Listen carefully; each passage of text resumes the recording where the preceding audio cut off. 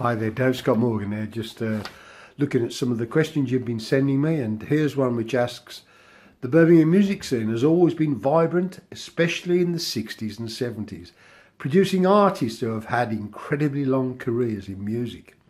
You are one of those musicians who is still at it.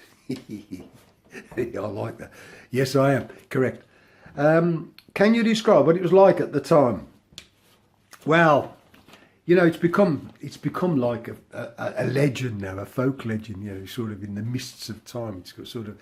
At the time, we were just struggling to knock out some music to keep our to make a few quid. You know, to get ourselves in a good group and have some fun as well. But you mentioned the fact that a lot of guys in Birmingham have been really successful, and that is true. Of course there's ELO, but there's also people like Black Sabbath, Led Zeppelin, because Robert Plant comes from around here, Steve Winwood, of course.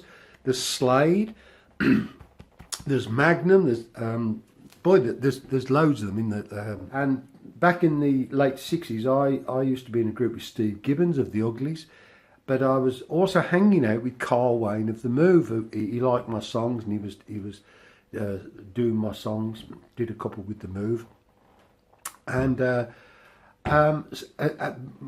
what I was trying to say was we moved in a little circle of people there, and in fact I didn't know some of these other people like Steve Winwood, for example. I didn't know them at the time. I know them now, but at the time they kind of moved in different circles.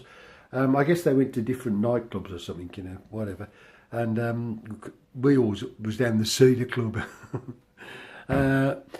And then after that period, sort of the late 60s, early 70s, I lived on an estate called Tarcross, and the estate next to it was called Shard End, and Jeff Lynn lived in Shard End, and so we were fairly close to each other, and I often used to pop round his house and play him a new tune, and often he would pop round my house, and we'd always kind of kick songs around, really, I think it was, yeah.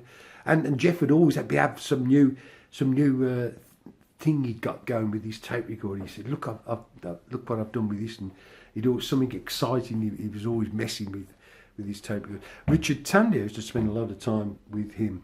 This is, of course, before the ELO time. So yes, for me, looking back, it was just great memories. I knew some of them guys, but I now know. Some of these other guys. There we go, that's rock and roll. So thanks for asking the questions. Speak to you later. Bye-bye.